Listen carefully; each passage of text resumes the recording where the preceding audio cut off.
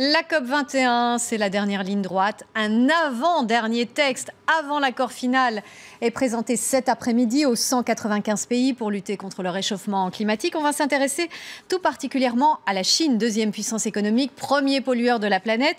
Philippe Rochaud, bonjour. Bonjour. Vous êtes grand reporter, auteur de reportages pour Mémoire, paru aux éditions Éric Bonnier. Vous revenez justement de Chine, un pays que vous connaissez bien. Vous avez été correspondant pendant de nombreuses années, notamment pour France 2 à Pékin. Qu'est-ce que vous avez vu? Vous étiez notamment à Pékin quand il y a eu une alerte au tout début de la COP21. Oui, ça m'a frappé parce que j'avais l'habitude de voir la pollution à Pékin, mais pas comme ça. C'est-à-dire que vous avez un nuage de fumée dense, toxique qui pèse sur la ville. Vous avez un espèce de soleil rouge qui essaye de percer. Et vous avez des habitants qui sont à la fois paniqués, mais aussi quelquefois amusés et qui s'excusent, qui disent « Regardez, ça pollue, mais vous inquiétez pas, c'est pas dangereux ». Et des fois, on a l'impression que les gens ne prennent pas conscience de ce que ça représente pour eux, pour leur santé. C'est-à-dire qu'ils vous disent « Mais non, il n'y a pas de réchauffement climatique, regardez, il fait froid d'ailleurs ». C'est vrai, il faisait moins 5 degrés à Pékin quand il y a eu cette première alerte.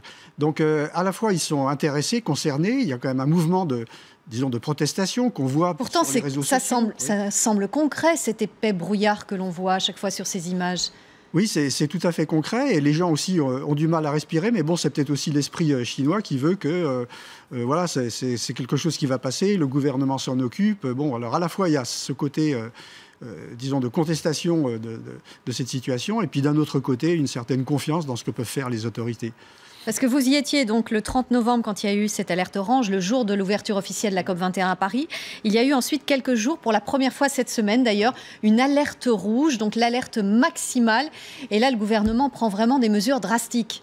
Oui, alors là, l'alerte rouge, c'est vraiment l'alerte maximum, c'est-à-dire que 30% du trafic est paralysé, les gens n'ont pas le droit de sortir, les écoles sont fermées. Donc là, on est passé au stade supérieur. Donc à ce niveau-là, les gens prennent beaucoup plus conscience du danger que ça peut représenter. Mais si vous voulez, bon, aujourd'hui, le ciel de Pékin est redevenu normal. Et puis, les gens savent qu'il y a des mesures qui ont été prises. Par exemple, la raffinerie de Shougang, qui employait 100 000 ouvriers et qui se tenait dans la banlieue de Pékin, a été déplacée avant les Jeux Olympiques. Donc, il y a quand même des mesures qui sont prises. Il y a aussi le fait que, bon, on s'attache surtout à Pékin, à ce qui se passe à Pékin. Mais quand vous voyez dans les provinces, ne serait-ce que la province du Hebei, qui est autour de Pékin, la province du Hebei a un taux de pollution beaucoup plus important que celui de Pékin. Mais Pékin, bon, c'est la vitrine. Oui, on parle toujours de Pékin ici, oui, en Occident. Alors, de même, j'étais dans la ville de Chengdu, là, qui est au sud, dans la province du Sichuan. Et là, c'est une ville qui est située dans un bassin avec des sommets de 5000 mètres qui sont à une cinquantaine de kilomètres de là. Et donc là, vraiment, la pollution stagne. Mais là, il n'y a pas d'ambassade américaine pour dire, attendez, regardez, il y a un taux de pollution qui est alarmant. Donc les gens accusent le coup et puis ma foi, ils continuent de vivre. Et ce qui m'a frappé quand même, vous voyez, c'est que, bon, j'étais pas retourné en Chine depuis 2 ans, le gouvernement a réussi à imposer les véhicules électriques dans tous les centres-villes. Donc aujourd'hui, il n'y a plus de motos qui polluent dans les centres-villes, ce sont des véhicules électriques. Et en 6 mois, le gouvernement a réussi à imposer ça. Ce ne sera pas possible. C'est très rapide, donc. C'est très rapide. Quand il faut prendre des mesures, c'est appliqué très rapidement. Oui. Le fonctionnement du pouvoir fait qu'on arrive à imposer des mesures très rapidement. Parce que c'est un régime autoritaire. Absolument. Sauf que quand on impose des mesures comme ça, les vélos électriques ou les scooters électriques dans la rue, dans les centres-villes, il faut aussi après assumer le recyclage des batteries. Or, pour l'instant, la Chine n'est pas encore mûre pour recycler des batteries de façon constructive et empêcher que le recyclage de ces batteries ne pollue aussi l'environnement. On rappelle quelques chiffres. La Chine, donc premier consommateur mondial de charbon, plus gros producteur. Le charbon qui fournit encore 70% de la production d'électricité en Chine. Oui, et c'est pas fini parce que les Chinois veulent aller jusqu'au bout. Ils ont des réserves de charbon une construction de 150 centrales. Oui, à charbon. Tout à fait, oui. Et ils ont des réserves de charbon jusqu'à la fin du siècle et ils veulent les utiliser. Alors maintenant, ils construisent aussi des filtres pour les centrales thermiques. C'est surtout les centrales thermiques qui polluent. C'est pas tellement la circulation automobile. C'est à la fois les centrales thermiques, les usines sidérurgiques qui sont autour de Pékin. Et puis la pollution par l'automobile vient seulement en 3e position. Et pourtant, ils sont numéro 1 pour la production de panneaux solaires. Mais alors, l'électricité solaire et l'éolien ne représentent que 3%, l'électricité en Chine. Oui, mais ils entendent bien la développer et accélérer le développement. Bon, de même, le nucléaire chez eux, ils ont 20 centrales nucléaires. Oui, c'est 2 ou 3% seulement de la production électrique. Mais ça se développe rapidement.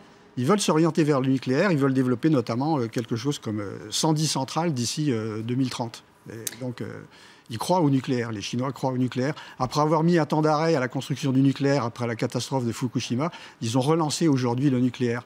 Et même ils collaborent aujourd'hui avec EDF dans la construction d'une centrale nucléaire pour les Britanniques.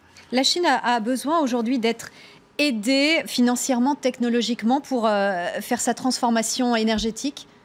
Elle a besoin d'être aidée encore technologiquement, mais aujourd'hui, par exemple, elle maîtrise la construction des centrales nucléaires. Donc elle est capable d'exporter cette technologie, elle aussi, à l'extérieur. Et c'était le but du fonctionnement de la Chine, c'était de prendre la technologie des autres pour pouvoir à son tour l'appliquer à son territoire et puis aussi l'exporter à l'extérieur. Mais c'est cette volonté pour l'instant de ne pas abandonner le charbon. Et le charbon, non, parce qu'ils ont des ressources quand même assez immenses en charbon et ce serait vraiment pour eux du gaspillage de ne pas utiliser cette énergie. Maintenant, ils construisent aussi des usines avec des filtres spéciaux pour justement filtrer les poussières de charbon, quoi. La Chine qui a même fait une sorte de mea culpa, elle a reconnu dernièrement avoir sous-évalué sa consommation de charbon.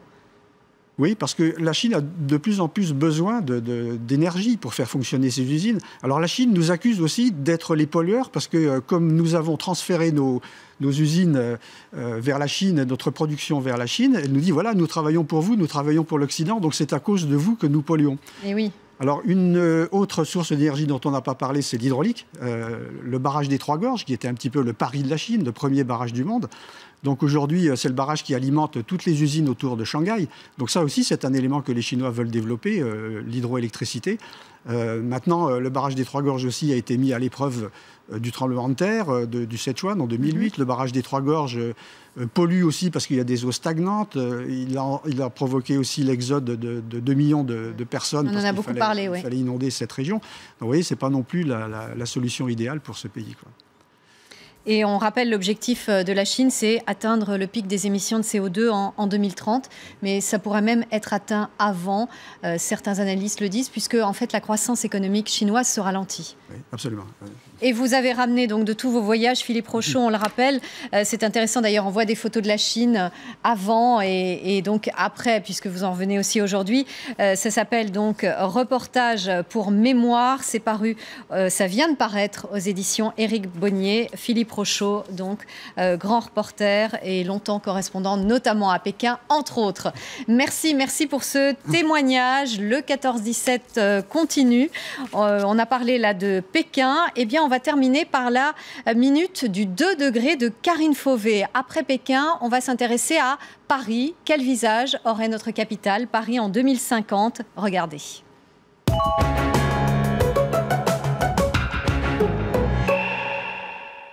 Août 2050, Paris, 40 degrés à l'ombre.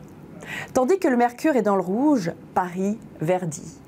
La capitale se végétalise déjà depuis quelques années pour lutter contre la pollution et la chaleur, car les plantes captent le CO2 et rafraîchissent l'atmosphère de 1 à 2 degrés. Si aujourd'hui il y a 5 mètres carrés d'espace vert par habitant à Paris contre 35 à Londres et 45 à Berlin, en 2050, Paris deviendra un modèle énergétique. Dans 35 ans, Paris aura le climat de Cordoue. Les toits et les murs s'habillent de vert. 20 000 arbres sont plantés. Les parcs sont ouverts la nuit.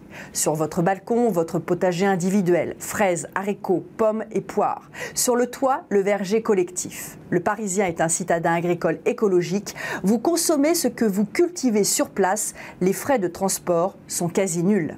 Selon les mots de l'architecte Vincent Calbeau, à l'origine du projet Paris Smart City 2050, la tour Montparnasse devient un Central Park vertical de 58 étages avec des façades en algues vertes qui transforment les déchets en énergie recyclable à l'infini.